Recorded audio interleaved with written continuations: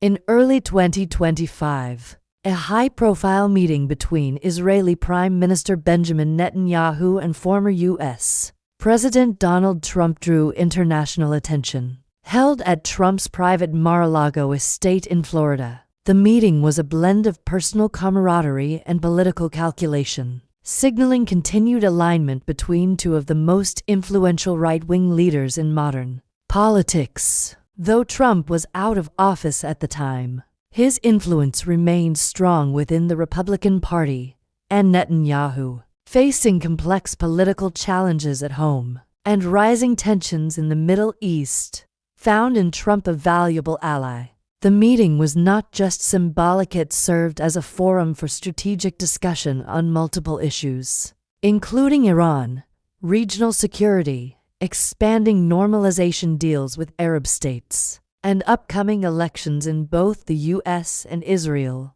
1. Iran, a shared red line. At the top of their agenda was Iran. Netanyahu warned Trump about the growing threat posed by Iran's nuclear ambitions and its continued support for Hezbollah and Hamas. Netanyahu emphasized that Israel would not allow Iran to cross the nuclear threshold and might take unilateral action if international diplomatic efforts failed. Trump, recalling his administration's withdrawal from the Iran nuclear deal JCPOA in 2018, backed Netanyahu's firm stance. He criticized the Biden administration's attempts to re-engage with Iran diplomatically and claimed that peace through strength was the only way to deter Iranian aggression. Netanyahu reportedly briefed Trump on recent Israeli intelligence regarding Iranian weapons shipments and advanced nuclear development. Both leaders agreed that a more aggressive containment policy was needed and that soft diplomacy was emboldening Tehran rather than restraining it. 2.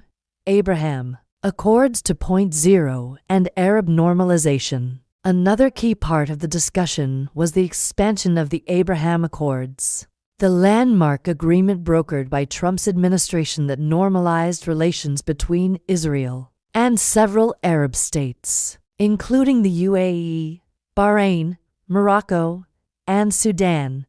Netanyahu expressed optimism about extending the accords to include countries like Saudi Arabia and possibly Indonesia. He outlined recent behind-the-scenes diplomatic progress and stressed how normalization benefits not only Israel but also promotes economic and security cooperation in the region.